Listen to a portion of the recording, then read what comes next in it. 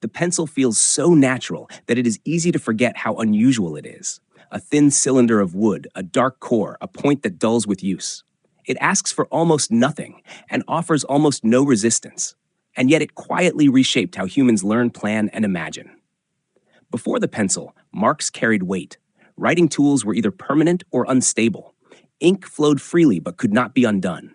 Once a line was drawn, it declared confidence, even when confidence was not deserved. Charcoal and chalk were erasable, but messy and imprecise.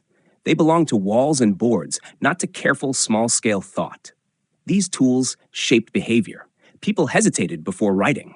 Drafts happened in the head, not on the page. Mistakes carried embarrassment or cost. The act of writing implied readiness. The pencil changed that relationship by introducing controlled impermanence. Graphite, misnamed as lead for centuries, left a mark that was dark enough to read but light enough to reverse. It clung to paper without soaking into it.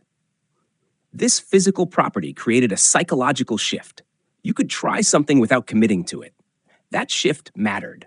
The pencil did not just record ideas, it made it safer to have them. Its design evolved around the human hand, not around the page. The length balances between fingers and palm. The round or hexagonal body prevents rolling while allowing rotation. The material, wood, provides grip without texture, friction without abrasion. It wears away gradually, maintaining familiarity as it disappears. The core itself is fragile by design. Press too hard and it breaks. This is not a flaw, it is feedback. The pencil teaches pressure control through failure. It rewards lightness and punishes force. Over time, the user adapts. This subtle dialogue between hand and tool is central to the pencil's success. Pens resist pressure. Brushes respond fluidly. Pencils negotiate. They slow you down just enough to think. The point sharpens to a fine tip, but that sharpness is temporary. It dulls as you move. Precision fades unless you stop and restore it. This creates a rhythm. Think, write, pause, refine. The pencil builds revision into its use. The eraser completes this loop. Originally separate, the eraser became attached not for convenience, but for philosophy. Correction became immediate. Mistakes no longer required tools or justification. They could simply disappear. This reinforced the pencil's core promise. Nothing here is final. This promise had profound consequences. Architects sketched freely. Engineers iterated visibly. Students learned by doing rather than memorizing. The pencil became the medium of drafts, diagrams, calculations, and margins.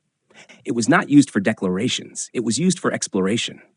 As technology advanced, many tools replaced the pencil's function, but few replaced its role. Keyboards produce certainty. Every character is uniform. Deleting is possible, but the act feels different. Screens feel official even when they are not. The pencil feels provisional by default. This is the realization that often arrives late. The pencil is not optimized for writing words. It is optimized for incomplete thinking. Its softness varies by hardness grade, offering shades of commitment. Light lines for possibilities, dark lines for decisions. Smudges mark uncertainty. Erasures leave ghosts, reminders of previous thoughts. The page becomes a record not just of what you decided, but of how you arrived there. This is invisible design at its most effective. The pencil does not instruct you to experiment. It does not label drafts or revisions. It simply makes experimentation cheap, reversible, and socially acceptable. Its durability is another quiet choice. A pencil can survive drops, cold, heat, neglect. It does not dry out. It does not leak. It waits patiently. This reliability removes friction between thought and expression. When an idea appears, the tool is ready. And when the pencil finally becomes too short to hold comfortably, it does not fail dramatically. It simply retreats. It has already done its work. The moment of realization is subtle but powerful. The pencil's greatest feature is not erasability. It is forgiveness. It forgives hesitation. It forgives uncertainty. It forgives mistakes made in good faith. It allows thinking to remain visible while still unfinished. Invisible design succeeds when it shapes behavior without demanding attention. The pencil does this by aligning with how people actually think, not in clean lines, but in revisions, false starts, and gradual clarity. That is why, even surrounded by advanced tools, the pencil endures, not because it is efficient, but because it is kind to thought.